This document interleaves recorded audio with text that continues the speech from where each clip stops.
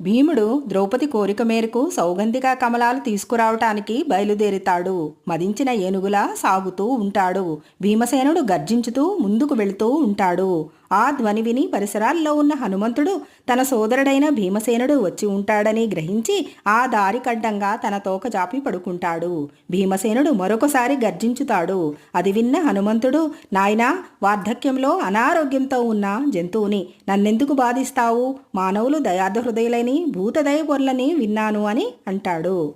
నా దారి కడ్డంగా ఉన్న తోక పక్కకు తీ అంటాడు భీముడు. నేను కదిలే స్థితిలో లేను. పైగా ఈ దారిన ముందుకు వెళ్ళడం అంత మంచిది కాదు. కాదంటావా? దాటుకు వెళ్ళు అని అంటాడు హనుమంతుడు.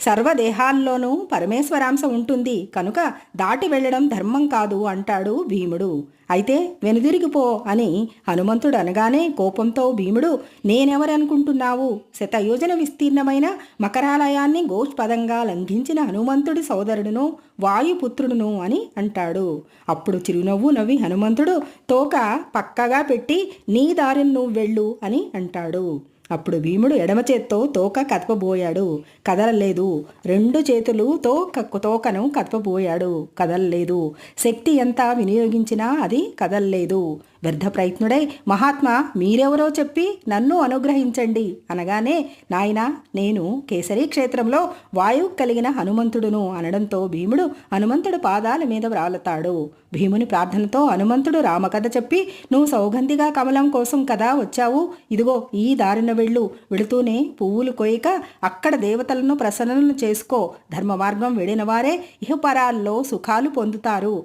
అని యుగధర్మాలు, ఆచార వ్యవహారాలు వివరంగా చెప్పి భీముడి కోరికపై సముద్ర లంకనం నాటి తన రూపం చూపి తృప్తి కలిగించి ఆశీర్వదించుతాడు.